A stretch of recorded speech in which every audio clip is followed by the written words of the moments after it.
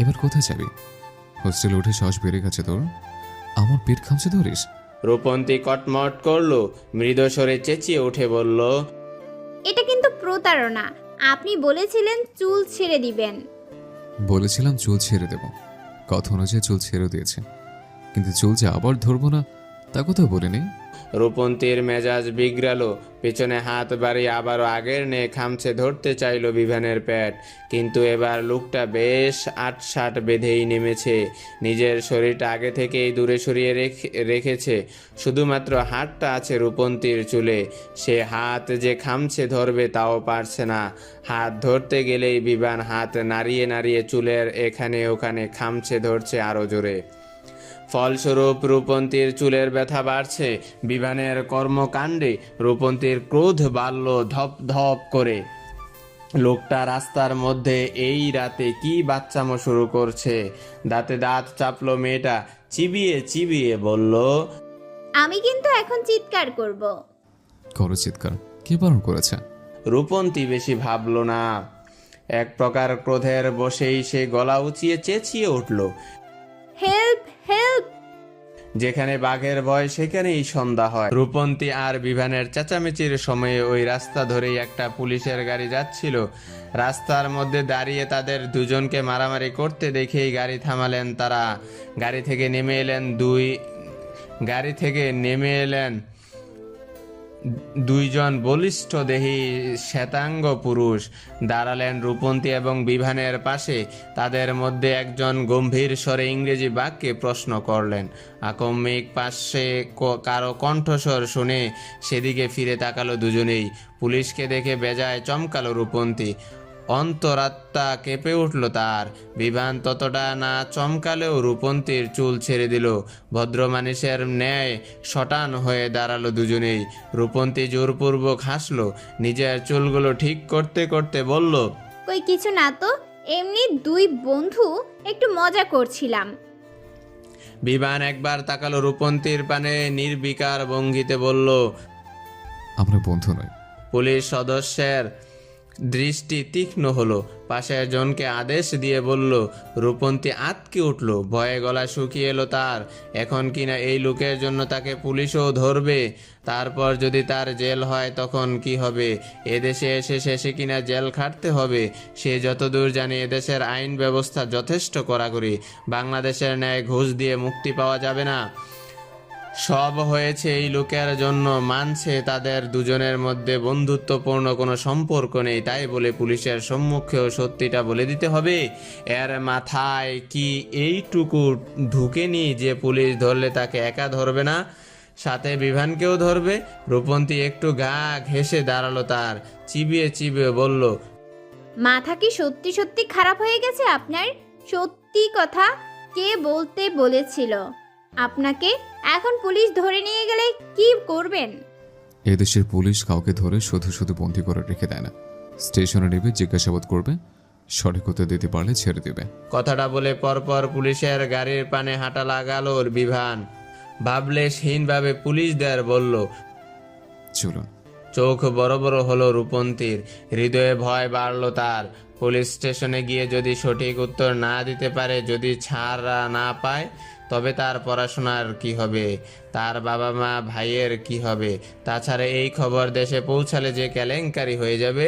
জুবাইদা বেগম, সালাম হোসেন এবং তার মা কত আশা করে এ দেশে পড়তে পাঠিয়েছেন তাকে, তারা নিশ্চয়ই খুব কষ্ট পাবেন।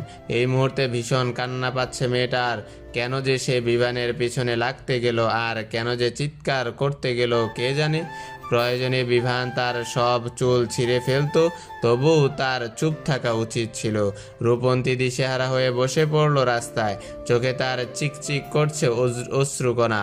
মেয়েটাকে বসে পড়তে দেখে কপাল কুঁচকালো পুলিশ দুজন। একজন একটু ধমকের স্বরেই বললেন।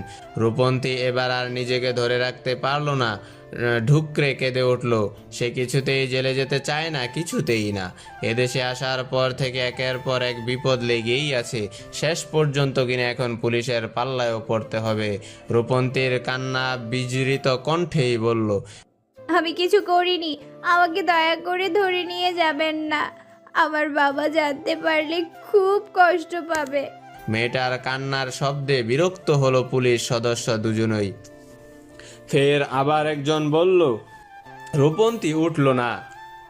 রাস্তায় বসে বসে এক নাগারে কেঁদেই যাচ্ছে সে। পুলিশ সদস্যদের বিরক্তি বাড়লো আরো। একটু এগিয়ে তারা দুজন মেয়েটার দুই পাশে ধরলো, টেনে ওঠাতে চাইলো বসা থেকে। রূপন্তী চেঁচিয়ে উঠল, অনুনয় করে বলল, আমাকে ছেড়ে দিন দয়া করে, আমি আর কোনোদিন কোনো মারামারিতে জড়াবো না। আমাকে কেউ জানে মেরে দিলেও আমি তাকে মারবো না। পুলিশ দুজন ছাড়লেন না। তবু বিভানের দৃষ্টি তীক্ষ্ণ হলো। সে উঠে বসেছিল গাড়িতে, তবে ওই পুলিশদের রূপন্তীর গায়ে হাত দিতে দেখে নেমে এলো। থমথমে কণ্ঠে সে বলল, আপনার ছাড়ুন ওকে, আমি নিয়ে আসছি। পুলিশ সদস্যরা এক প্রকার বিরক্তিতেই ছেড়ে দিলেন মেয়েটাকে। বিভান সাথে সাথে এসে ধরলো রূপন্তীর এক হাত, টেনে হিস্ত্রে উঠাতে চাইলো গাড়িতে। রূপন্তীর কান্না বাড়ল, ভেজা গলায় বলল, আপনি আমার সাথে এমনটা করতে পারেন না। আপনি জানেন এখানে আমার কোনো দোষ ছিল না। আপনি আমার চুল টেনে ধরেছিলেন। আর তুমি আমার পেট। কথাটা বলতে বলতে মেয়েটাকে টেনে হিস্ত্রে গাড়িতে উঠিয়ে বসালো বিভান। পুলিশ সদস্যদের পানে তাকিয়ে নির্লিপ্ত কণ্ঠে বলল, গাড়ি স্টার্ট করুন। রাত্রি কিছুটা বেড়েছে। বিভান আর রূপন্তী পাশাপাশি পুলিশ স্টেশনে বসে রয়েছে। মেয়েটা ইতিমধ্যে কাঁদতে কাঁদতে চোখ নাক ফুলিয়ে ফেলেছে, এখনো ক্ষণে ক্ষণে হেসকি তুলছে। পুলিশ ইন্সপেক্টর একবার তাকালেন রূপন্তীর পানে, অতঃপর বিভানের পানে তাকিয়ে শুধালেন। বিভান আর চোখে তাকালো রূপন্তীর পানে, হুট করেই জবাব দিল, গার্লফ্রেন্ড। তো আবার যেই সে গার্লফ্রেন্ড নয়, একদম লিভিনে থাকা গার্লফ্রেন্ডও আমার। রূপন্তী চমকালো। বিস্ময়ে হেসকি ওঠা বন্ধ হয়ে গেল তৎক্ষণাৎ। মস্তিষ্কে নেড়ে উঠল। এ কি বলছে এই লোক? গার্লফ্রেন্ড? কিসের গার্লফ্রেন্ড? এর সাথে শত্রুতা ব্যতীত আর কোনো সম্পর্ক তো তার নেই। রূপন্তীর অবাকত্বের মধ্যেই ইন্সপেক্টর ফের প্রশ্ন করলেন। বিভান কোনো উত্তর দিবে তার আগেই মুখ খুলল রূপন্তী। মৃদু চেঁচিয়ে বলল, মিথ্যা কথা। আমি ওনার কোনো গার্লফ্রেন্ড নই। আমি ওনার শত্রু, শুধুমাত্র শত্রু। বিভান কপাল কুঁচকালো, ঘাড় বাঁকিয়ে তাকালো মেয়েটার পানে। কণ্ঠটা একটু খাদে নামিয়ে বলল, জেলে যেতে চেয়েছো? রূপন্তী তৎক্ষণাৎ ডানে বামে মাথা ঝাঁকালো।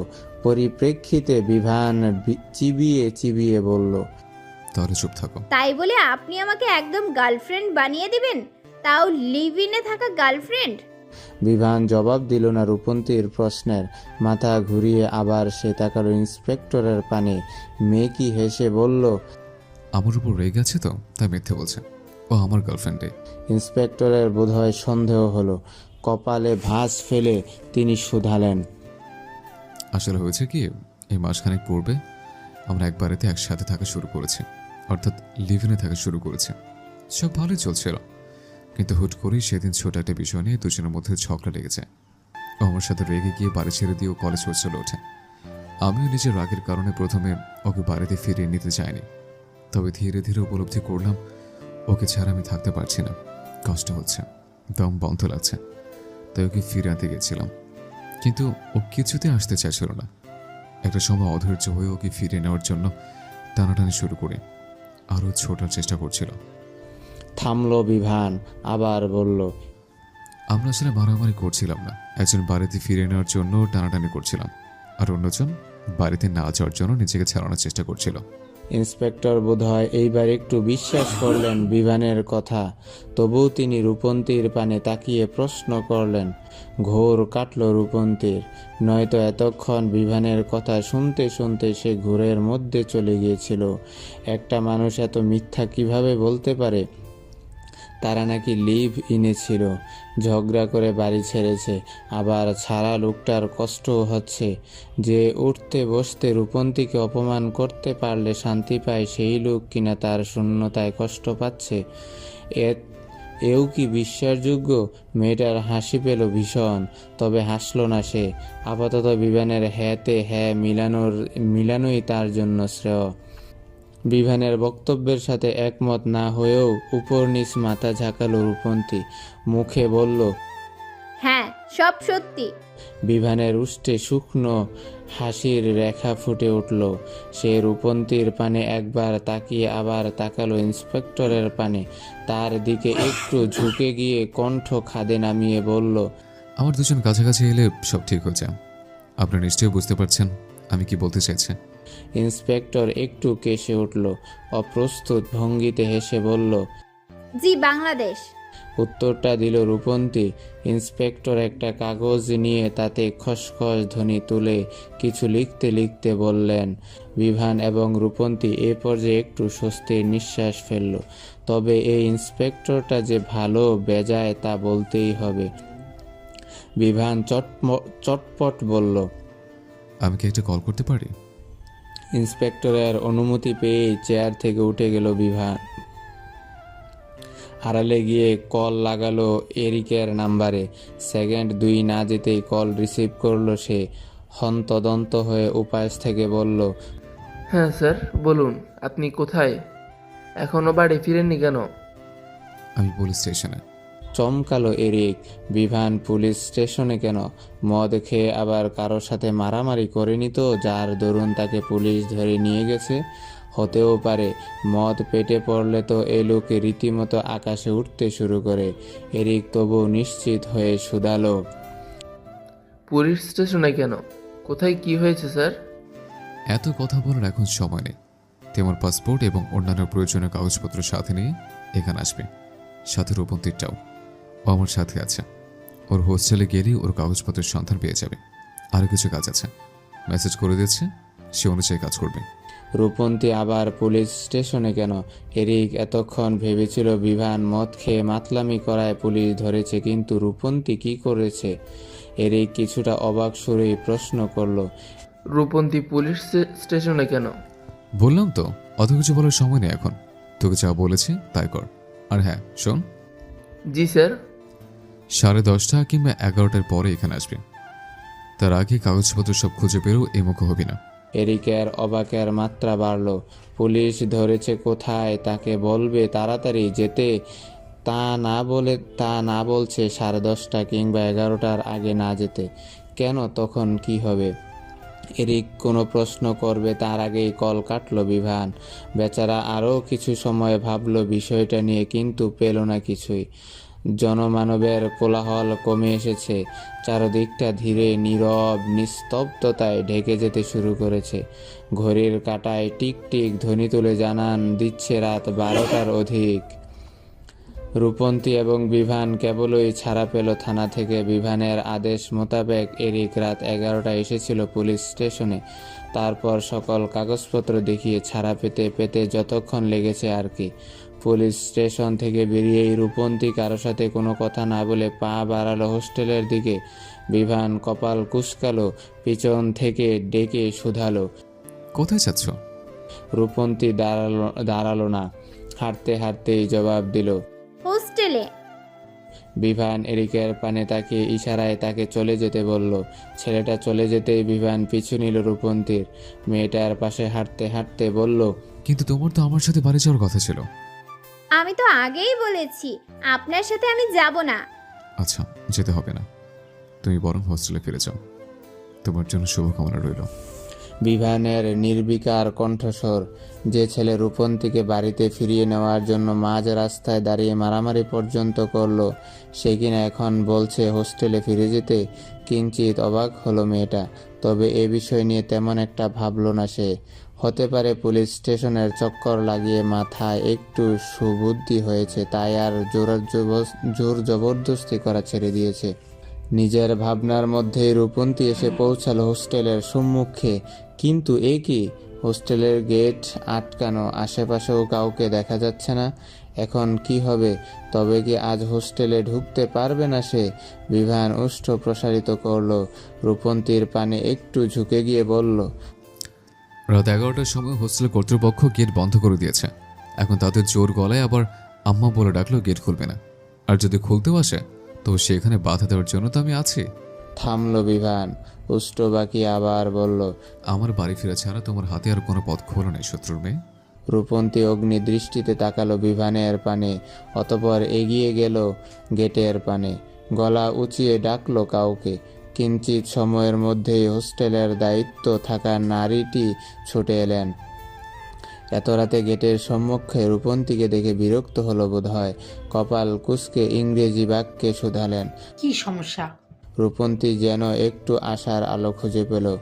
হড়বড়িয়ে সে বলল, ম্যাম, আমি একটু বাইরে গিয়েছিলাম, ফিরতে ফিরতে দেরি হয়ে গিয়েছে। প্লিজ গেটটা একটু খুলুন, আমি ভিতরে যাব।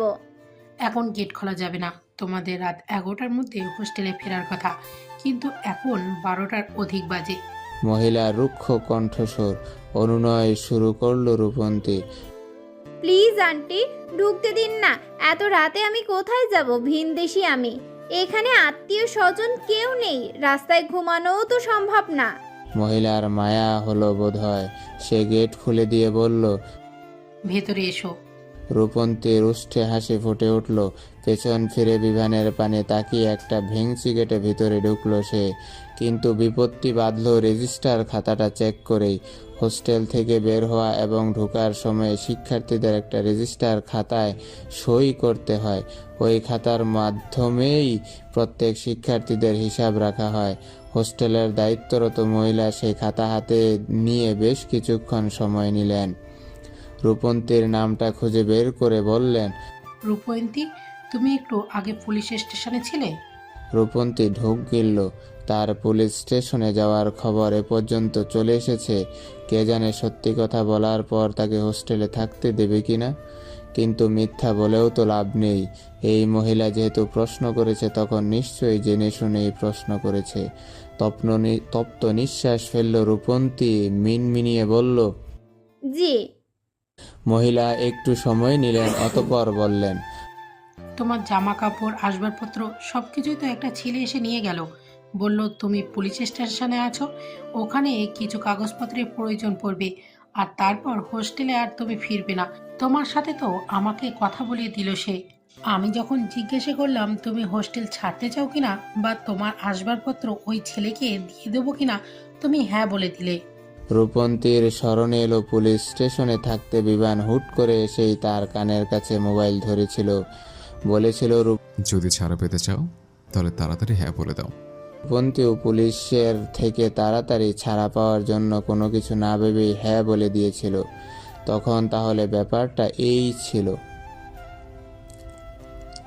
রূপন্তীও পুলিশের থেকে তাড়াতাড়ি ছাড়া পাওয়ার জন্য কোনো কিছু না ভেবেই হ্যাঁ বলে দিয়েছিল। তখন তাহলে ব্যাপারটা এই ছিল। এই বদলুকের পেটে পেটে শেষ পর্যন্ত এই ছিল। রূপন্তীর এই মুহূর্তে নিজেকে অসহায় লাগলো ভীষণ। তবে সে শেষ চেষ্টা করতে চাইল। হোস্টেলের দায়িত্বরত মহিলার পানে তাকিয়ে বলল, তখন বিভিন্ন ঝামেলায় জড়িয়ে একটু বাধ্য হয়েই হোস্টেল ছাড়ার সিদ্ধান্ত নিতে হয়েছিল, কিন্তু এখন সেসব সমস্যাটা মিটে গেছে ম্যাম। আমাকে যদি আবার হোস্টেলে ফিরে আসার একটা সুযোগ দিতেন খুব উপকৃত হতাম। তাছাড়া আমার মালামাল নিয়ে গেছে, বেশিক্ষণ তো হয়নি। আমার রুমটা তো এখনো খালিই পড়ে থাকার কথা। তবুও সবকিছুর একটা নিয়ম কানুন রয়েছে। যখন ইচ্ছে তুমি হোস্টেলে আসবে, যখন ইচ্ছে আবার বেরিয়ে যাবে, তা তো হবে না। মহিলার কিছুটা রুক্ষ কণ্ঠস্বর। অনুনয় শুরু করলো রূপন্তী। হাত জোর করে বলল, এমনটা আর কখনো হবে না ম্যাম। এই প্রথম, এই শেষবার। দয়া করে আমাকে আমার রুমে থাকতে দিন। এদেশে আমার আত্মীয় স্বজন কেউ নেই যে তাদের কাছে থাকবো। এত রাতে একা একটা মেয়ে, আমি কোথায় যাব আপনিই বলুন। মহিলার হৃদয়ে ফের দয়া হলো বোধহয়। চোখ মুখ থেকে রুক্ষতার ভাব সরে গিয়েছে অনেকটাই। পরিস্থিতি হাতের বাইরে চলে যেতে দেখে তাদের পানে এগিয়ে এলো বিভান। নিজের কণ্ঠ স্বাভাবিক রেখে হোস্টেলের দায়িত্বরত মহিলাকে বলল, আপনাকে মিথ্যে বলছে ম্যাম। এদেশে ওর আত্মীয় স্বজন রয়েছে। এই তো আমি আছি। এদেশে আসার পরও আমার বাড়িতেই থাকতো। এমনকি কিছু সময় পূর্বে ও ওর সকল মালামাল নিয়ে আমার বাড়িতে গিয়েছিল। তারপর হঠাৎ কি হলো, আমার হোস্টেলে চলে আসতে চাইলো। মহিলা এ পর্যায়ে রেগে গেলেন। চড়া গলায় বললেন, আজকাল হোস্টেল নিয়েও মুড সুইং হওয়া শুরু করেছে নাকি তোমাদের? ইচ্ছে হলে চলে যাবে, আবার কয়েক ঘন্টা পর যদি মনে হয় তোমাদের হোস্টেলে ফিরে আসার প্রয়োজন, তখন ফিরে আসবে। এটা কি কোনো মজার বস্তু পেয়েছো নাকি? যেখানে গিয়েছিলে সেখানে যাও। এই হোস্টেলে আর তোমার জায়গা হবে না। ম্যাম উনি তোমাকে যেন আর এই হোস্টেলের আশেপাশে না দেখি। কথাটা বলেই হন হন করে চলে গেলেন সে মহিলা। রূপন্তীর ক্রোধের পারদ যেন বাড়ল ধপধপ করে। এই পুরুষ তাকে হোস্টেল থেকে তো বের করলই, এখন এখানে ফেরার সকল পথ বন্ধ করে দিল। রূপন্তী কটমট করে তাকালো বিভানের পানে, দাঁতে দাঁত চেপে শুধালো। এবার হয়েছে আপনার শান্তি? ঠান্ডা হয়েছে কলিজা? বিভান উষ্ঠ প্রসারিত করে হাসল, দুই দিকে মাথা নাড়িয়ে জবাব দিল। ভীষণ, একদম বরফের ন্যায় ঠান্ডা হয়ে গেছে কলিজাটা। কথাটা বলে একটু থামলো বিভান, ফের বলল। অনেক রাত হয়েছে, এখানে সমালোচনা না করে বাড়িতে চল এখন। রূপন্তী নড়ল না, এখনো একইভাবে অগ্নি দৃষ্টিতে তাকিয়ে আছে সে বিভানের পানে। ছেলেটা ভ্রু কুঁচকালো, আশেপাশে একবার নজর বুলিয়ে বলল। এখনো যাওয়ার ইচ্ছে নেই? রাস্তায় ঘুমাবে? আচ্ছা, তবে রাস্তায় ঘুমাও। পরে মাঝরাতে মাতালরা এসে যখন তোমাকে একটু ভালোবাসতে চাইবে, সঙ্গ দিতে চাইবে, তখন কিন্তু আমার বাড়িতে ফিরতে পারবে না। মাতালদের সাথে তাদের বাড়ি চলে যাও, ঠিক আছে? রূপন্তী ক্রোধে ফুসফুস ধ্বনি তুলল, অতপর বিভানকে রেখে হন হন করে সে বেরিয়ে গেল হোস্টেল থেকে। বিভান হাসলো, মেয়েটার পিছু হাঁটতে হাঁটতে বলল। সেই তো আমার সাথে আমার বাড়িতেই যেতে হলো শেষমেশ। শুধু শুধু এত কাহিনী করলে, পুলিশ স্টেশন পর্যন্ত নিলে আমাকে। রূপন্তীর চেঁচিয়ে উঠে বলতে ইচ্ছে হলো। এত কাহিনী আমি করেছি নাকি আপনি করেছেন? প্রথমে অপমান করে বাড়ি ছাড়া করলেন, তারপর আদিক্ষেতা করে আবার ফিরিয়ে নিতে এলেন। আমি যখন ফিরতে চাইলাম না তখন শুরু করলেন টানাটানি। টানাটানির এক পর্যায়ে শুরু করলেন মারামারি, তারপর দুজনেই পুলিশ স্টেশনে। সেখান থেকে অনেক কষ্টে ছাড়া পেলাম, এখন আবার হোস্টেল ছাড়া করলেন। আপনি চাইছেনটা কি? মনে মনে এত কথা বললেও মুখে কিছুই বলল না মেয়েটা। এখন তার কিছু বলা মানেই বিশাল একটা ঝগড়ার সৃষ্টি। মারামারিও লেগে যেতে পারে আগের বারের ন্যায়। তারপর দেখা যাবে আবার তাদের পুলিশ ধরে নিয়ে গেছে। এবার আর মিথ্যা বলেও ছাড়া পাওয়ার সুযোগ থাকবে না। রূপন্তী তাই চুপচাপ কোনো বাক্য ব্যয় না করে হাঁটা লাগালো বিভানের বাড়ির উদ্দেশ্যে। কিছু সময়ের বিলুপ্তি ঘটিয়ে বিভানের বাড়িতে এসে পৌঁছালো রূপন্তী এবং বিভান। রূপন্তী কোনো দিক না তাকিয়ে অনেকটা রাগের বসে নিজের পায়ের জুতোজোড়া পা থেকে খুলে ছড়িয়ে ছিটিয়ে ফেলে রেখে ঢুকলো গৃহের ভিতরে। বিভান তার পিছনেই ছিল। তপ্ত নিঃশ্বাস ফেললো বেচারা। নিচে ঝুঁকে রূপন্তীর জুতাচুরো হাতে তুলে নিল সে। বেশ সুন্দরভাবেই তা গুছিয়ে রাখলো দরজার পাশে থাকা জুতার তাকে। অতপর নিজের পায়ের জুতা জোড়াও খুলে নিল বিভান, রাখলো রূপন্তীর জুতার পাশেই। পাশাপাশি জুতো দুই জোড়া রেখে বিভান হঠাৎই লক্ষ্য করলো তার জুতার থেকে রূপন্তীর জুতা বেশ ছোট। এ যেন বোয়াল মাছের পেটে পুঁটি মাছ।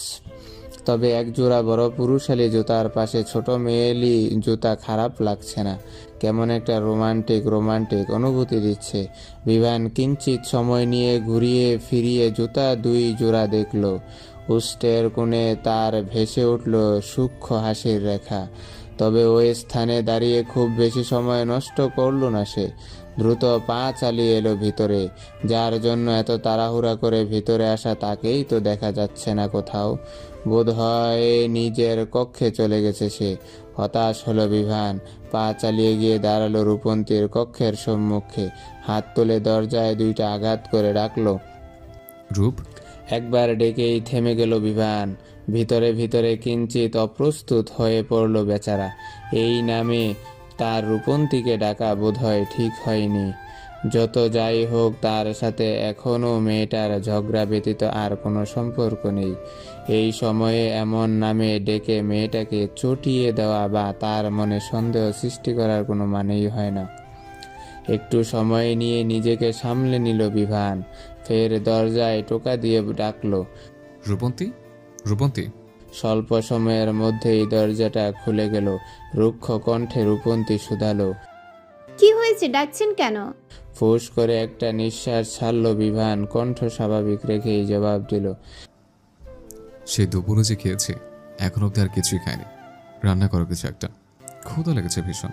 থামলো বিভান, আমতা আমতা করে ফের বলল। খিচুড়ি বানাও, আর সাথে ইলিশ মাছ ভাজা। ফ্রিজে কতগুলো ইলিশ মাছ এনে রেখেছে। রূপন্তীর ক্রোধ বাড়ল আরও।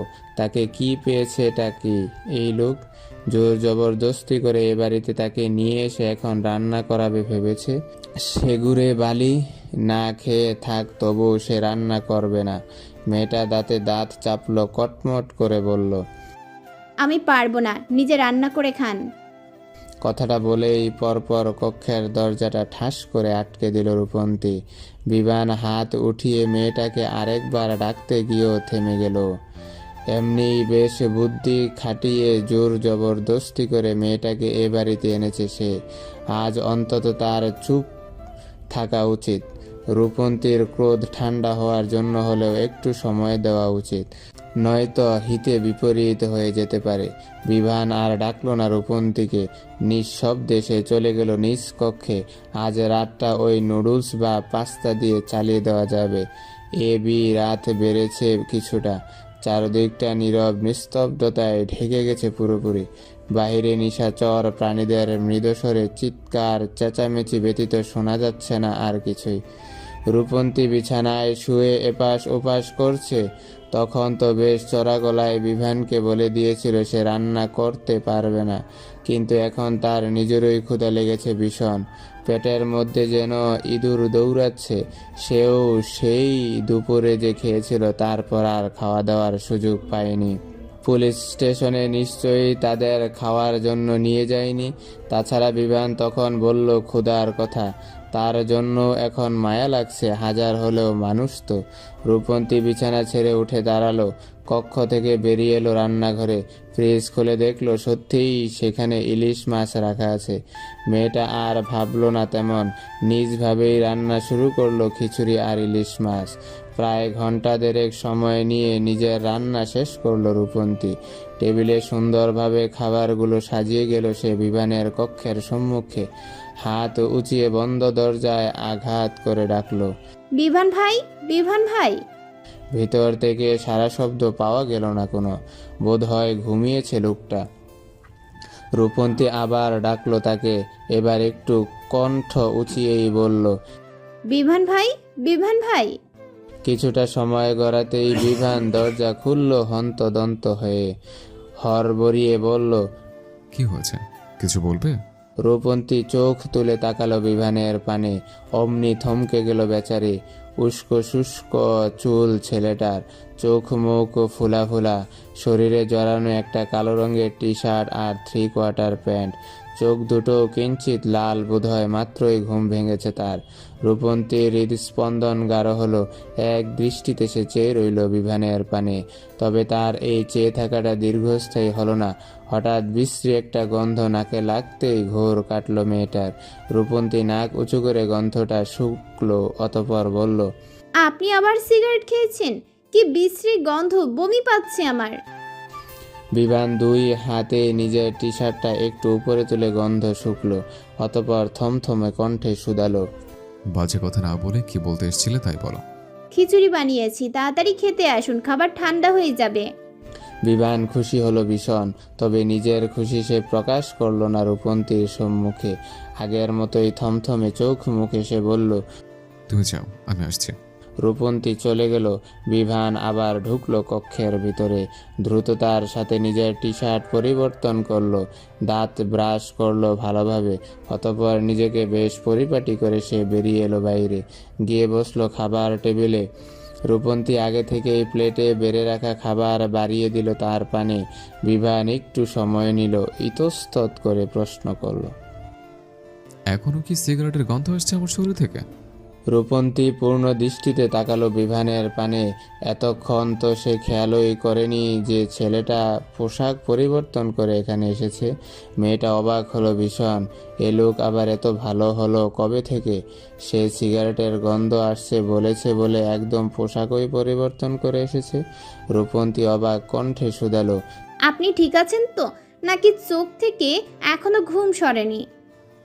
কেন?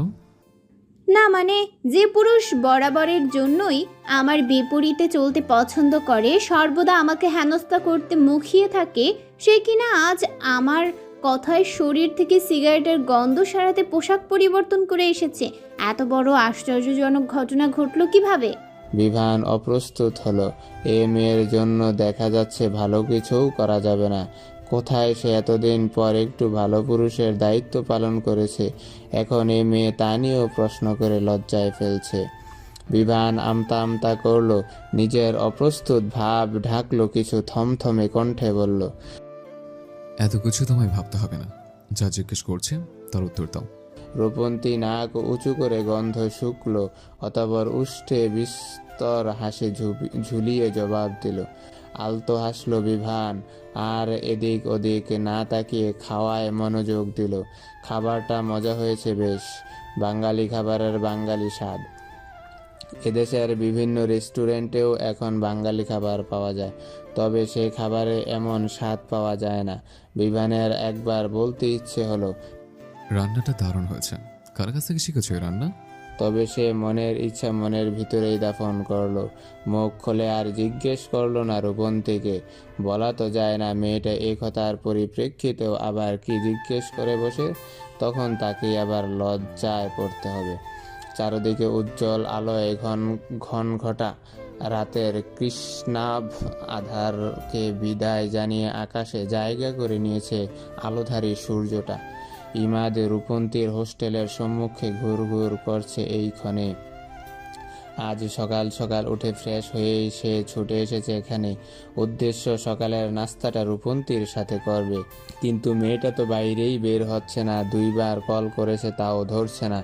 আর এভাবে হুটহাট একজন পুরুষকেও হোস্টেলের ভিতরে ঢুকতে দিবে না হোস্টেল কর্তৃপক্ষ। ইমাদ হাতের মোবাইলটা দ্বারা আবারও একবার কল লাগালো রূপন্তীর নাম্বারে। রূপন্তী ঘুমাচ্ছিল। খাওয়া দাওয়া শেষ করে এই শেষ রাতেই ঘুমিয়েছে সে। এ বাড়িতে এলেই এই এক সমস্যা, রাতে ঘুমের কোনো ঠিক ঠিকানা থাকে না। চোর ভূত যাই আসুক না কেন রাতে আসে। বিভানের সাথে ঝগড়া মারামারি যাই হোক না কেন তা রাতেই হয়। রান্না বান্নার ঝামেলাও রাতেই হয়। আর তারপর ঘুমের 12টা। রূপন্তীর ঘুমের মধ্যে ফের মোবাইলটা বেজে ওঠায় বিরক্ত হলো সে। আগে দুইবার বেজে বেজে থেমে যাওয়ায় ভেবেছিল এ লোক আর কল করবে না, কিন্তু এ তো থামছেই না। মেয়েটা এক প্রকার বিরক্ত হয়ে বালিশের পাশ হাতরে মোবাইলটা হাতে নিল। চোখ জোড়া বন্ধ রেখেই কলটা ধরে মোবাইলটা কানের কাছে ধরলো। কপাল কুঁচকে বলল, হ্যালো, আসসালামু আলাইকুম, কে বলছেন? উপাস থেকে সাথে সাথেই জবাব এলো, আরে আমি ইমাদ বলছি, তুমি এখনো ঘুমোচ্ছ? ইমাদের নাম শুনে কপালের কুঁচকানো ভাবটা একটু সরল বোধ হয়। বিছানায় উঠে বসলো সে। ঘুমে ঢুলু হয়ে শুধালো, জি ইমাদ ভাই বলুন, এত সকালে কল করলেন যে? ইমাদ বুকে হাত দিল, রসিকতার সুরে বলল, ভাইয়া বলবে না, সুন্দরীরা ভাইয়া বলে যে বুকে প্রচণ্ড লাগে। সকাল সকাল ঘুম ভাঙিয়ে এমন রসিকতায় রূপন্তীর বিরক্তি বাড়ল বেজায়। তবে ভদ্রতার তাগিদে সে তা প্রকাশ করল না।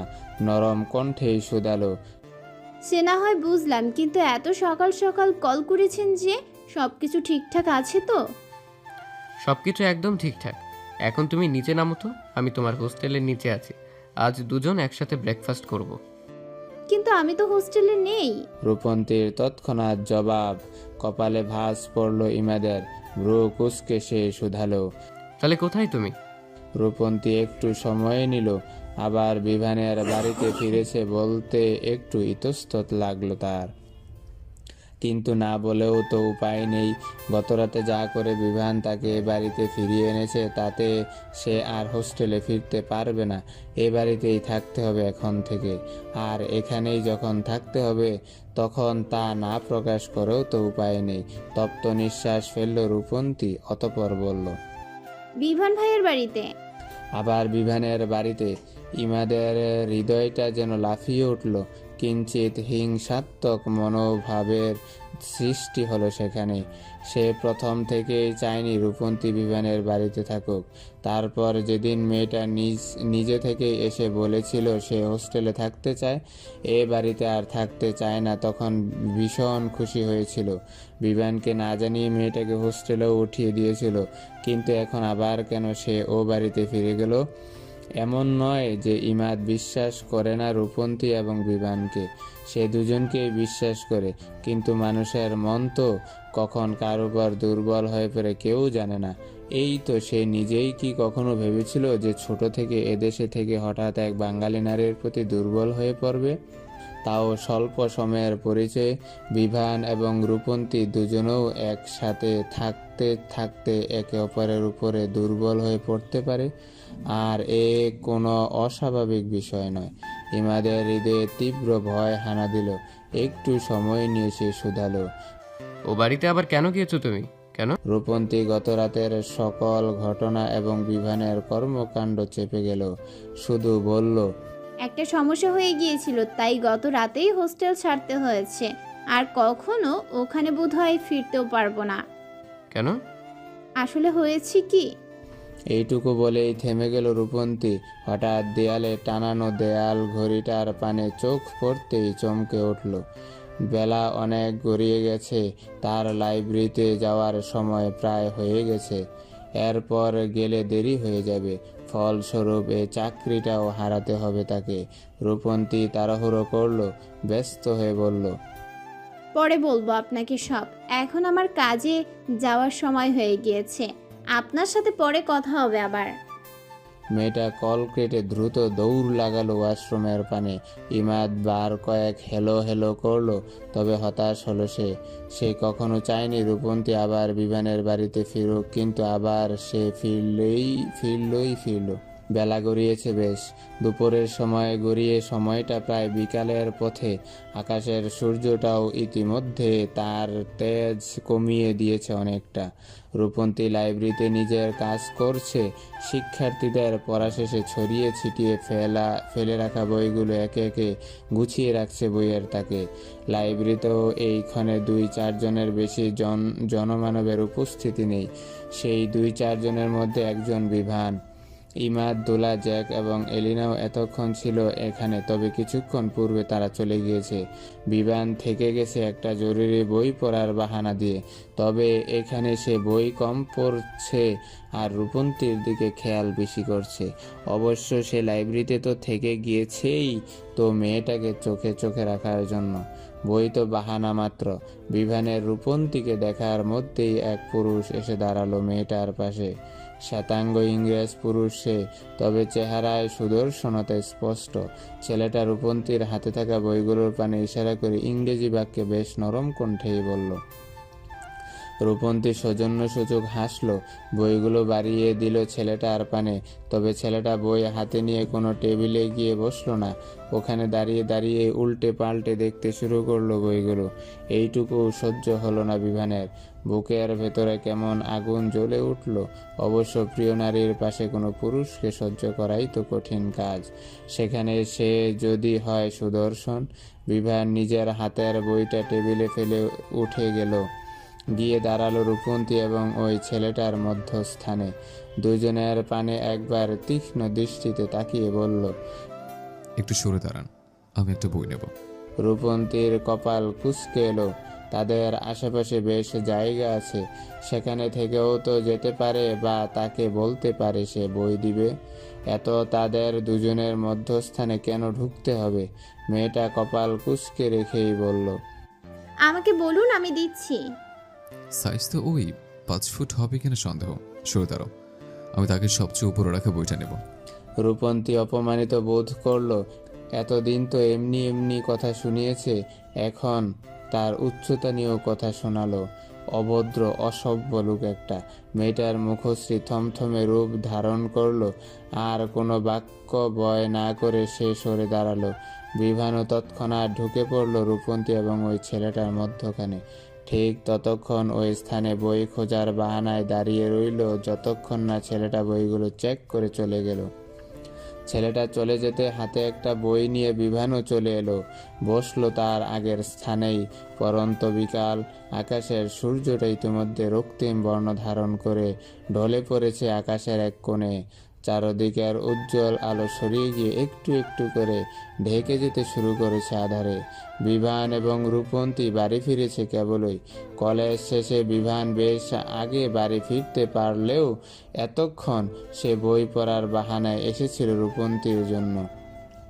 মেয়েটার কাজ হতে একদম তাকে নিয়েই ফিরেছে। তবে বাড়িতে ঢোকার ক্ষেত্রে রূপন্তীকে পেছনে ফেলে লম্বা লম্বা পায়ে ফেলে বাড়িতে ঢুকলো বিভান। পায়ের জুতা জোড়া খুলে সে যত্ন করে রাখলো তাকের উপরে, অতঃপর তার পাশের সবগুলো জুতা সরিয়ে জায়গা করে দিল রূপন্তীর জুতা রাখার জন্য। অতঃপর তার পাশের সবগুলো জুতো সরিয়ে জায়গা করে দিল রূপন্তীর জুতা রাখার জন্য। রূপন্তী এলো পরপরেই, সে অত শত খেয়াল করেনি। পা থেকে জুতা খুলে যেখানে জায়গা ফাঁকা পেয়েছে সেখানে রেখেই ভিতরে ঢুকলো। বিভান দাঁড়িয়েছিল ওখানেই। তীক্ষ্ণ দৃষ্টিতে সে পর্যবেক্ষণ করেছে মেয়েটার কার্যকলাপ। মেয়েটা ভিতরের দিকে যেতেই বিভান আবার এলো জুতার তাকের নিকটে। অতঃপর রূপন্তীর জুতা জোড়া টেনে নিজের জুতার ঘেঁষে রাখলো। এই তো এবার ঠিক লাগছে, কেমন একটা কাপল কাপল ফিল আসছে। বিভান ওখানে দাঁড়িয়ে উষ্ঠ প্রসারিত করে বিস্তর হাসলো। অতঃপর যত্র তত্ত্ব পায়ে ঢুকলো বাড়ির ভিতরে। রূপন্তী নিজের কক্ষে ঢোকার আগে পিছু ডাকলো তার। ব্যস্ত হয়ে বলল, রূপন্তী। মেয়েটা থমকে দাঁড়ালো, পিছন ঘুরে শুধালো। জি বলবেন কিছু? বিভান একটু সময় নিল, কিছুটা ইতস্তত করে বলল, তোমাকে আর ওই রুমে থাকতে হবে না। আমার পাশের রুমটা তোমার জন্য পরিষ্কার করিয়েছে। তোমার সব মালামাল নিয়ে এই রুমে চলে আসবো। রূপন্তী ভ্রু কুঁচকালো, কপালে ভাঁজ ফেলে প্রশ্ন করলো, কেন? ওই রুম আবার কি দোষ করলো? আসলে আমার রুম থেকে ওই রুমের দূরত্ব বেশ। মাঝে মাঝেই তোমাকে আমার প্রয়োজন পড়ে, তখন অত দূর যেতে কষ্ট হয়, তাই আর কি। তাই বলছিলাম তুমি আমার পাশের রুমে শিফট হয়ে যাও। রূপন্তীর কপালের ভাঁজ গাঢ় হলো আরো। বিভানের বাড়িটা বড়, তাই বলে এত বড়ও নয় সে এই রুম থেকে ওই রুমে যেতে কষ্ট হয়ে যাবে। সে বুড়ো মানুষ হতো তাহলে না হয় একটা কথা ছিল, কিন্তু যুবক বয়সের হয়ে কিনা তার এই রুম থেকে ওই রুমে যেতে এর কষ্ট হয়। তাছাড়া ধরতে গেলে সারাদিনই বিভান এবং রূপন্তী কলেজে থাকে, বাড়িতে থাকে শুধুমাত্র রাতটুকু। সেটুকু সময়ে বিভানের তাকে এতটাও প্রয়োজন পড়ে না যে এই রুম থেকে ওই রুমে যেতে কষ্ট হবে। নতুন একটা ঢং শুরু করেছে এখন। মনে মনে ভেঙচি কাটলো রূপন্তী, কিছুটা রুক্ষ কণ্ঠে বলল, আপনার রুম আর আমার রুমের মধ্যকার দূরত্ব অতটাও নয় যে এক রুম থেকে অন্য রুমে যেতে কষ্ট হয়ে যাবে। তাছাড়া আমি যখন এই বাড়িতে প্রথম এসেছিলাম তখন আপনি খুঁজতে খুঁজতে আমাকে অপরিষ্কার আবর্জনা পূর্ণ ওই রুমটাই দিয়েছিলেন। তখন ব্যাপারটা এমন ছিল যে পরিষ্কার করে থাকতে পারলে থাকো, নয়তো বাড়ি থেকে বেরিয়ে যাও। আমিও তখন অসহায় ছিলাম বিধায় সবটা সহ্য করে এই বাড়িতে থেকে যেতে হয়েছিল। ওই রুমটা পরিষ্কার করতে গিয়ে সেই রাতে আমাকে কতটা কষ্ট সহ্য করতে হয়েছিল জানেন আপনি? এমনি ময়লা। এইটুকু বলে থেমে গেল রূপন্তী। নিজের সমস্যা, কমতি কিংবা কষ্টের কথা অন্য কারো কাছে প্রকাশ করা কখনোই পছন্দ নয় তার। এতে মানুষ দুর্বল ভাবে। সামান্য কমতি হলেও তা নিয়েও হ্যায় করতে দুইবার ভাবে না তারা, এবং পরবর্তীতে ওই দুর্বল স্থানেই আঘাত করে বসে। রূপন্তী সর্বদা একটা কথা বিশ্বাস করে, নিজের ভিতরকার কথা, ব্যক্তিগত কথা বা নিজের ভিতরের কমতিগুলো কখনো কারো সম্মুখে প্রকাশ করতে নেই। এমনি মানুষ তো দূরে থাক, আপন মানুষদের কাছেও নয়। কারণ আজ যাদের আপন ভেবে তোমার ভিতরকার সব কথা উজাড় করে বলবে, কাল তারাই ওই কথাগুলো তোমার ওই পেছনে তোমার মারণাস্ত্র হিসেবে ব্যবহার করবে। তোমার অতীতের কষ্টগুলো তারা তোমার দুর্বলতা হিসেবে ব্যবহার করবে। জনে জনে বলে বেড়াবে, সমাজের নিকট তোমাকে ছোট করবে, একজন খারাপ মানুষ হিসেবে উপস্থাপন করবে। সামান্য একটু ঝগড়া লাগুক কিংবা একটু কথা কাটাকাটি হোক, তোমার আপন লোকেরাই তোমার কমতিগুলো তুলে তুলে কথা শোনাবে, খোঁটা দিবে। রূপন্তীর অ্যালার্জির বিষয়টা যদিও তেমন বড় কিছু নয়, তবুও তা বিভানের সম্মুখে প্রকাশ করতে চাইল না। এতে কি হবে? বেশি হলে একটু মায়াই দেখাবে, দুই একবার দুঃখিত বলবে, বেশ শেষ। তাতে তো আর তার সেই রাতের কষ্টগুলো মিথ্যা হয়ে যাবে না। তপ্ত নিঃশ্বাস রূপন্তী ফের বলল, আমি এই রুমেই ঠিক আছি, আপনার প্রয়োজন হলে এইখানে আসবেন। আর যদি আপনার কষ্ট হয় তবে আমাকে কল করবেন, প্রয়োজনে বলবেন, আমি চলে আসব। কথাটা বলে আর দাঁড়ালো না রূপন্তী। বিভানকে আর কিছু বলার সুযোগ না দিয়ে লম্বা লম্বা পা ফেলে সে ঢুকলো নিজের কক্ষে। ঠাস করে দরজাটা আটকে দিল ছেলেটার মুখের উপর। ফুস করে একটা নিঃশ্বাস ছাড়লো বিভান। এই মেয়েটাকে যা বলবে মেয়েটা তার উল্টো তর্ক দিবে। অবশ্যই এখানে পুরো দোষ রূপন্তীকেও দেওয়া যায় না। বিভান প্রথম দিকে যে ব্যবহারগুলো রূপন্তীর সাথে করেছে তারই তো উত্তর দিচ্ছে এখন সে। রাত্রি কিছুটা গভীর, ঘড়ির কাঁটায় টিকটিক করে জানান দিচ্ছে রাত প্রায় 12টার অধিক।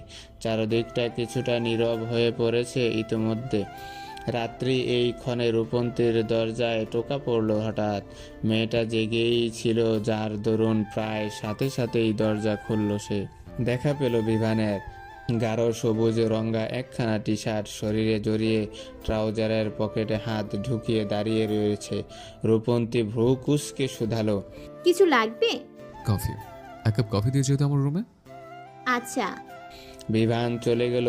রূপন্তীও দেরি করল না, বিভানের সাথে সাথে নিজের জন্য কফি বানিয়ে নিল সে। অতঃপর বিভানকে তার কফি দিয়ে নিজের কফির কাপ নিয়ে ফিরে গেল কক্ষে। কফির কাপে বোধহয় 2 চুমুকও দিতে পারল না রূপন্তী। এর মধ্যেই পাশে রাখা মোবাইলটা বেজে উঠল প্রবল ঝংকার তুলে। রূপন্তী মোবাইলটা হাতে তুলে নিল। মোবাইলের স্ক্রিনে জল করছে বিভানের নামটা। ভ্রু কুঁচকে এলো মেয়েটার। এ আবার কল কেন করেছে? একটু আগেই তো একে কফি দিয়ে এলো সে। রূপন্তী কল রিসিভ করে মোবাইলটা কানের কাছে ধরলো। ভ্রু যুগল কুঁচকে রেখেই বলল, হ্যালো, কল করলেন যে, আবার কিছু লাগবে কি? বিস্কুট লাগবে, দিয়ে যাও। বিস্কুট কিসে লাগবে? কফির মধ্যে ভিজিয়ে খাবো। কফিতে বিস্কুট ভিজিয়ে কে খায়? অনেকেই খায়, এই যেমন আমি খাই। তাড়াতাড়ি রান্নাঘর থেকে বিস্কুট দিয়ে যাও আমাকে। তা তো আপনি গিয়েও নিতে পারতেন। আমার রুমের চেয়ে আপনার রুম থেকেও তো রান্নাঘর কাছে।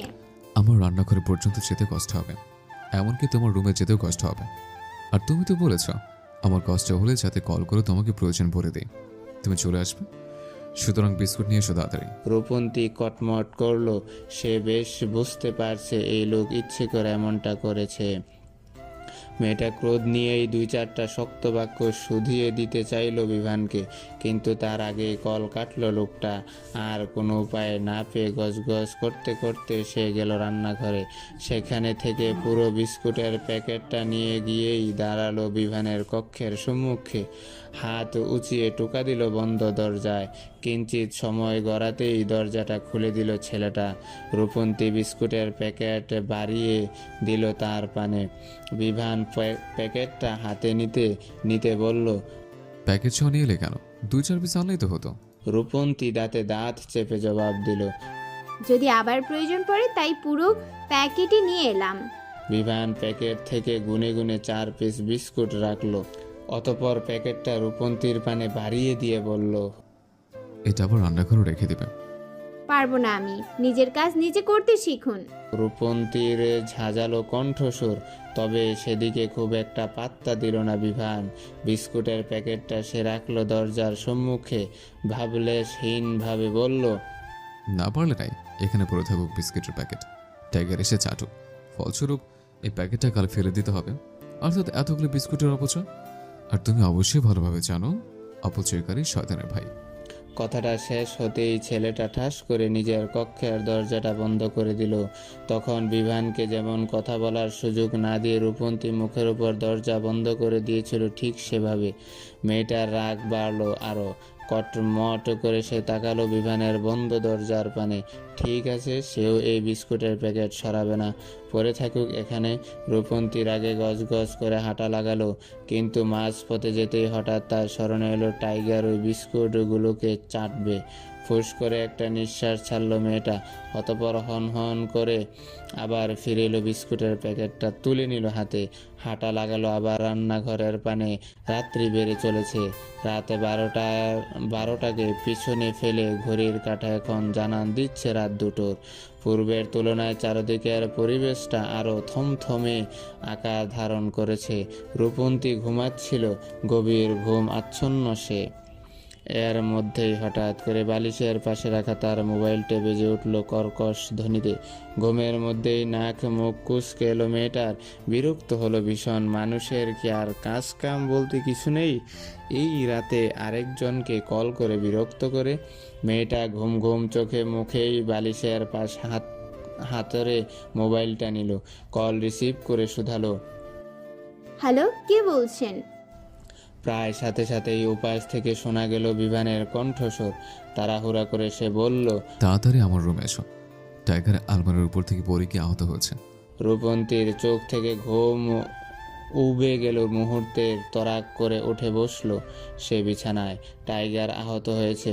কলিজাটা লাফিয়ে উঠল মেয়েটার। যতই কুকুরে ভীতি থাকুক, তার টাইগারের প্রতি এ কয়দিনে একটা আলাদা মায়া জমে গিয়েছে। কি সুন্দর কুকুর ছানাটা, আর প্রভুর আনুগত্য বেশ। এমন একটা সংবাদ শুনে নিজে কক্ষে আর বসে থাকতে পারল না রূপন্তী। দ্রুত ছুটে এলো বিভানের কক্ষের সম্মুখে। বরাবরের মতোই দরজা আটকানো। মেয়েটা ব্যস্ত হয়ে দরজায় আঘাত করলো, গলা উঁচিয়ে বলল, দরজা খুলুন তাড়াতাড়ি, টাইগারের কি অবস্থা হয়েছে দেখি। বিভান দরজা খুলে দাঁড়ালো রূপন্তীর মুখোমুখি। কোলে তার টাইগার, তবে একদম স্বাভাবিক এবং ভালোভাবেই রয়েছে। এই কুকুর ছানা যে একটু আগে আহত হয়েছে বা কোনো ব্যথা পেয়েছে তেমন কোনো চিহ্ন মাত্র নেই। রূপন্তী অবাক হলো। আরেকবার সে ভালোভাবে পরখ করলো টাইগারকে। না, আহতের মতো তেমন কিছুই তো পাওয়া গেল না। মেয়েটা ভ্রু কুঁচকে প্রশ্ন করলো, টাইগার নাকি আহত হয়েছে? হয়েছে তো।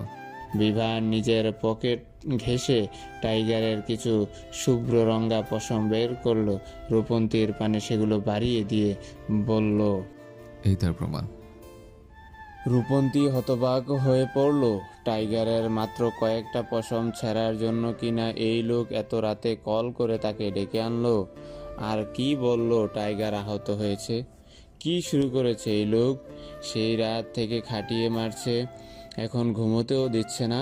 রূপন্তী দাঁতে দাঁত চাপলো, কটমট করে বলল, আপনি এর জন্য আমাকে কল করে ডেকে এনেছেন, আর মাত্র কয়েকটা পশম ওঠাতে একদম আহত বানিয়ে দিয়েছেন। বিভান অবাক হওয়ার ভান ধরল। টাইগার মাথায় হাত বুলিয়ে বলল, পশম উঠলে কি ব্যথা লাগে না নাকি? তোমার একটা পশম তুলে দেখো, নয়তো একটা চুল টেনে তুলে দেখো ব্যথা লাগে কিনা। তেমনি ওরও পশম উঠেছে, ব্যথা পেয়েছে। সেটাই আমি তাড়াহুড়োতে বলে দিয়েছিলাম আহত হয়েছে। থামলো বিভান, কপাল কুঁচকে ফের বলল, তাছাড়া এটা মাত্র কয়টা পশম? এখানে 17টা পশম আছে, গুনে দেখো। রূপন্তীর দৃষ্টি তীক্ষ্ণ হলো। সে বেশ বুঝতে পারছে এই লোক তাকে নিজের পাশের রুমে আনার জন্য এত জ্বালাচ্ছে, এত বুদ্ধির ব্যয় করেছে। কিন্তু সবকিছু কি এতটাই সহজ? অপমান করবে, আবার ভালো সাজবে, বলবে অমনি সুর সুর করে সে আসবে। কেন, তার কি কোনো আত্মসম্মান নেই? সেও আসবে না এই রুমে। দেখা যাক বিভান আর কি কি করতে পারে। রূপন্তী এবার সত্যি সত্যি ছেলেটার হাতে থাকা টাইগারের পশমগুলো গণনা শুরু করলো। 1 2 3 4 15। মেয়েটার ভ্রু কুঁচকে এলো, চোখ ছোট ছোট করে বলল, কিন্তু এখানে তো 15টা পশম আছে, বাকি দুটো কোথায়? পকেটের কোনো কোণে পড়ে আছে হয়তো।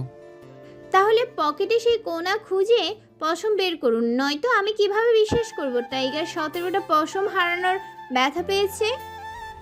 বিভান ভরকে গেল। এ মেয়ে তো তাকেই গোল খাওয়াতে উঠে পড়ে লেগেছে।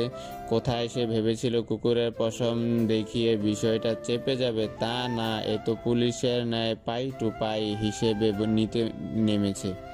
বিভান হন্যে হয়ে নিজের পকেট খুঁজলো, কোথাও পশম পাওয়া যাচ্ছে না একটাও। কুকুরের পাতলা সরু পশম কোন চিপায় চাপায় পড়ে আছে কে জানে। ছেলেটা জোরপূর্বক হেসে বলল, কি দরকার? 15টা পশম তো দেখিয়েছে, বাকি দুটো দেখালেও কি বা না দেখালেও বা কি? আপনি যেহেতু 17টা পশমের কথা বলেছেন, সেহেতু 17টা পশমের প্রমাণ দিতে হলেও সব পশমগুলো প্রয়োজন। থামলো রূপন্তী, টাইগারের পানে তাকিয়ে বলল, ওকে একটা নিচে নামিয়ে দিন তো। কেন? আগে দিন, তারপর বলছি। বিভান টাইগারকে কোল থেকে নিচে নামিয়ে দিল। রূপন্তী উষ্ঠ বাঁকালো, অতঃপর বলল, পশম খুঁজুন, যতক্ষণ না খুঁজে পাবেন ততক্ষণে আমাকেও আর ডাকবেন না। পরপর টাইগারের পানে তাকালো মেয়েটা, ফের বলল, তুই আমার সাথে চল। আদেশ দিতে দেরি, তবে তা পালনে টাইগারের দেরি হলো না। সুন্দর লেজ নাড়াতে নাড়াতে সে হাঁটা লাগলো রূপন্তীর কক্ষের পানে। রূপন্তীও আর দাঁড়ালো না, তবে সে 2 কদম সম্মুখে যেতেই পিছু ডাকলো বিভান। ভ্রু কুঁচকে শুধালো, কিন্তু তার জন্য টাইগারকে নিয়ে যাওয়ার কি প্রয়োজন? রূপন্তী থামলো না, হাঁটতে হাঁটতেই জবাব দিল, বলা তো যায় না, আপনি আবার টাইগারের শরীর থেকে 2টো পশম ছিঁড়ে আমাকে দেখিয়ে দিতে পারেন, তাই টাইগারকে সাথে করে নিয়ে যাচ্ছি। বিভান পড়ল মহা বিপাকে। এখন সে টাইগারের পশম কোথায় পাবে? তাও টাইগার থাকলে সত্যিই তার শরীর থেকে আর 2টো পশম ছিঁড়ে সে রূপন্তীকে দেখিয়ে দিত, কিন্তু এখন তো সে উপায়ও নেই। রাত 3টার অধিক, চারদিকে নিশাচর প্রাণীদের মৃদস্বরে চিৎকার কিঞ্চিত গাঢ় আকার ধারণ করেছে। বিভান এখনো পুরো ঘরময় টাইগারের পশম খুঁজে বেড়াচ্ছে, অথচ কোথাও একটা পশম নেই, বা থাকলেও সাদা টাইলসের উপরে কুকুরের সাদা পশম বোঝা যাচ্ছে না। এত সময় এত খুঁজে খুঁজে হঠাৎ বিভানের খেয়ালে এলো তার টি শার্টের কথা। টাইগারের পশম তো এমনিই সর্বক্ষণ উঠতে থাকে, কোলে নিলেই পশম ওঠে টি শার্টে লেগে যায়। টাইগার তো তখন তার কোলেই ছিল, 2-4টা পশম তো তার টি শার্টে লেগে থাকারও কথা। বিভান দ্রুত নিজের গায়ে জড়ানো টি শার্টটা খুঁজতে শুরু করলো। ভাগ্যবশত পশম পেয়েও গেল, তাও 2-4টা না, গুনে গুনে 21টা। বিভানের এই মুহূর্তে নিজের বোকামির জন্য নিজেরই মাথা ফাটিয়ে ফেলতে ইচ্ছে হলো। আগে কেন টি শার্টের কথা স্মরণে এলো না তার? তাহলে তো এত খোঁজাখুঁজির প্রয়োজন পড়তো না, আর এত সময় নষ্ট হতো না। অবশ্য এখানে তারও দোষ নেই, দোষ সব মনের। প্রয়োজনের সময় কিছু স্মরণ করতে পারে না। বিভান আর সময় ব্যয় করলো না, হাতে পশমগুলো নিয়েই ছুটল রূপন্তীর কক্ষের সম্মুখে। হাত উঁচিয়ে টোকা দিল বন্ধ দরজায়। রূপন্তী কেবলই ঘুমিয়েছিল, আবার এর মধ্যেই আবার দরজা ধাক্কাধাক্কির শব্দে বিরক্ত হলো সে। এই লোকের কি আর কাজ নেই কোনো? সারা রাত ধরে জ্বালিয়ে মারছে, সারাদিন থাকে কলেজে নিজের কাজে, রাতে একটু বিশ্রাম নিবে, শান্তিতে ঘুমাবে, তারও কোনো উপায় নেই। রূপন্তী বিছানা ছাড়লো, ঘুম আর ক্রোধের বশবর্তী হয়ে নিজের পানে খেয়াল করলো না ততটা। হন করে এসে দরজাটা খুললো, চড়া গলায় বলল, সমস্যা কি আপনার? আমাকে কি একটুও শান্তিতে থাকতে দিবেন না আপনি? বিভান হাতের পশমগুলো দেখাতে গিয়েও থমকে গেল, বুকটা ধরফরিয়ে উঠল মেয়েটাকে দর্শনে। এ কি রূপ এই নারীর! ঘুমু ঘুমু ফোলা ফোলা চোখ, মুখ উস্কো খুস্কো চুল, শরীরে জড়ানো ঢোলা ঢালা টি শার্টটা একটু নিচে নেমে গিয়ে কাঁধের, যদিও গলায় একটা ওড়না ঝুলানো, তবে তাও কাঁধের কাছ থেকে সরে গিয়েছে। ঢোক গিলল বিভান, বুকের ভিতরটায় কেমন ধুকপুক আওয়াজ তুলছে। এই নারী আর কতভাবে তাকে পাগল করার পায়তারা করছে।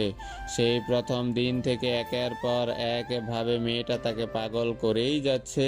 বিভানের দৃষ্টিতে কেমন অদ্ভুত শীতলতা যোগ হয়েছে, মুখ থেকে কথা বের হচ্ছে না কোনো।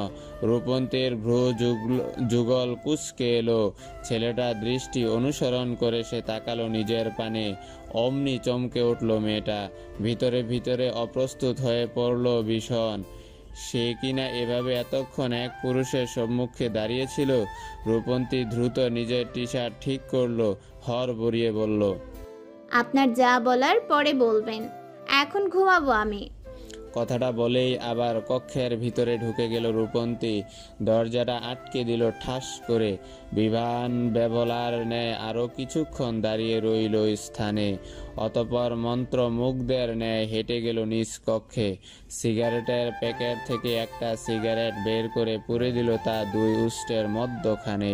বুকের ভেতরটায় যেন তোলপাড় শুরু হয়েছে তার, একটু ছুঁয়ে দিতে ইচ্ছে হচ্ছে রূপন্তীকে। হাজার হলেও সে পুরুষ তো, একজন শক্তপোক্ত প্রাপ্তবয়স্ক পুরুষ। এই বয়সে নিজের প্রিয় নারীকে কিঞ্চিত অপ্রস্তুত অবস্থায় দেখেও মনের মধ্যে বাজে চিন্তা ভাবনা আসা অস্বাভাবিক কিছু নয়। সন্ধ্যা পর্যন্ত তো বিভানের ইচ্ছে ছিল রূপন্তীকে নিজের পাশের রুমে নিয়ে আসার, কিন্তু এখন ইচ্ছে হচ্ছে মেয়েটাকে নিজ রুমে নিয়ে আসতে। আচ্ছা, সে কি ধীরে ধীরে আরো রূপন্তীতে আসক্ত হয়ে পড়েছে না? যে মেয়ের থেকে সে দূরে যেতে চাইছিল, প্রতি ক্ষণে ক্ষণে কি সে মেয়ের অতি নিকটে চলে যাচ্ছে না? বিভান মস্তিষ্ক বিক্ষুব্ধ হয়ে উঠল। কিছু সময়ের ব্যবধানেই শত্রুর মেয়ের জন্য এত অনুভূতি কেন জন্মাবে তার হৃদয়ে? সালাম হোসেন যে তার পিতামাতার হত্যাকারী, একথা ভুলে গেলে চলবে না কোনোভাবেই। পরক্ষণেই বিভানের হৃদয়ে নাড়া দিল। কেন? কিন্তু তার জন্য টাইগারকে নিয়ে যাওয়ার কি প্রয়োজন? বিভান চিৎকার করে উঠল। হাতের সিগারেটটা আঙ্গুলের ভাঁজে চেপে রেখে দুই হাতে মাথা চেপে ধরল সে। মৃদু স্বরে চেঁচিয়ে বলল, না, ওটা কোনো দুর্ঘটনা ছিল না। সালাম হোসেনই আমার বাবা মাকে হত্যা করেছে, আমাকে এতিম নিঃস্ব করেছে।